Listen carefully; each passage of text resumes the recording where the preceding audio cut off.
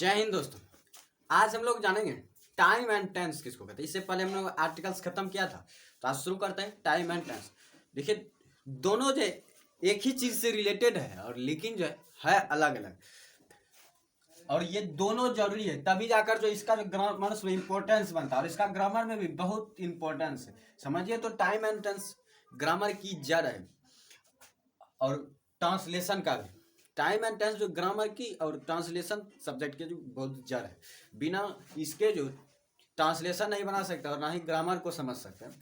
सबसे पहले समझते हैं टाइम क्या है और दूसरा समझते हैं टेंस क्या है। सबसे पहले समझते हैं इसका रिलेशन किससे। इस दोनों का जो रिलेशन है वो वर्ब से,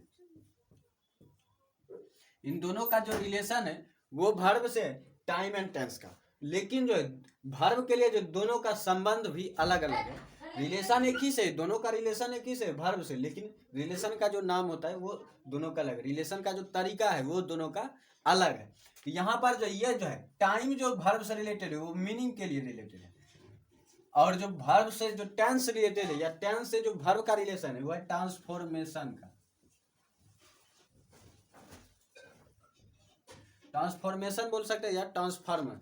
कहने का अर्थ है कि ये जो है समय जो है वो क्रिया का अर्थ से संबंध रखता है, क्रिया के अर्थ से संबंध रखता है। समय क्रिया के अर्थ से संबंध रखता है और काल क्रिया के रूप से संबंध रखता है।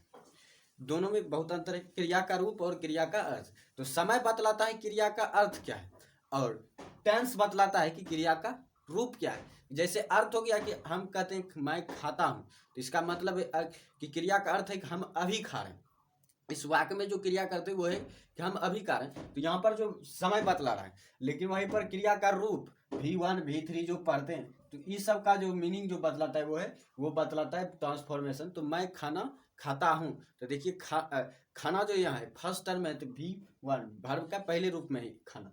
तो इसलिए जो है टेंस जो है क्रिया के रूप को बतलाता है और समय जो है क्रिया के अर्थ को बतलाता है। तो अगर इसका शॉर्ट फॉर्म एक्सप्लेनेशन पूछा जाए या शॉर्ट फॉर्म जो है इसका डेफिनेशन पूछा जाए, तो ये हो जाएगा transformation of verb is called tense.